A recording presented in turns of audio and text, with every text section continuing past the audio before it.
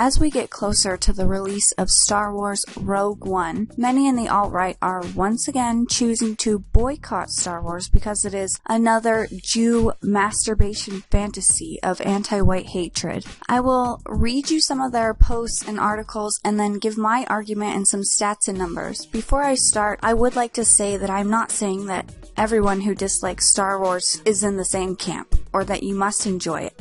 I am arguing against the claims that it is anti-white male propaganda. The alt-right Nazi website InfoStormer put up an article saying the trailer, which was just released, shows that like Episode 7, it is nothing but a Jew masturbation fantasy of anti-white hate. Nearly all the major characters are non-whites, and the main character is an empowered white female. This film should be boycotted. Episode 7 was bad enough, featuring that retarded stormtrooper Negro and another empowered white female in the lead role. Return of Kings, the awful misogynistic pickup artist website who boycotted the previous Star Wars film, is back at it again as well, saying that the film is unrealistic because real-life heroes aren't female, and that Rogue One is just another example of women doing things in films they never bothered to do in real life. The alt-right subreddit has lots of posts complaining about the film, some calling it anti-white social engineering.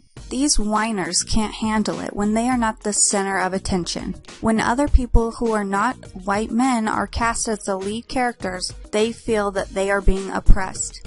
Minorities represent almost 40% of the population, and women make up half of the population, but studies released by USC and UCLA found that film studio heads were 94% white and 100% male. The film studio management is 92% white and 83% male. They found that only 28.7% of speaking roles were filled by females. When evaluating race and ethnicity of characters in film and television, 73.1% were white in all roles, not just speaking roles. That's a lot of white men who are running the film industry and filling speaking roles. So how dare you feel offended when a movie casts a female or minority lead? You are literally arguing that white men are owed every single main character role in film. It's anti-white men to have one film out of many have a female lead and a semi-diverse cast. You are also used to having everything in media cater to you and show you someone that you can relate to and display images that you find pleasing and make you feel powerful. Well, what about the rest of us? You claim that Rey and any other female hero is unrealistic, but all action heroes are unrealistic. Most of you guys sitting on your computers complaining that Rey couldn't fight probably couldn't fight like her or any other men in films that you enjoy.